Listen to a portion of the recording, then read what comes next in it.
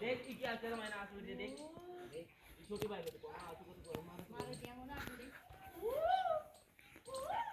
ये दूध पी के अंदर ही अंदर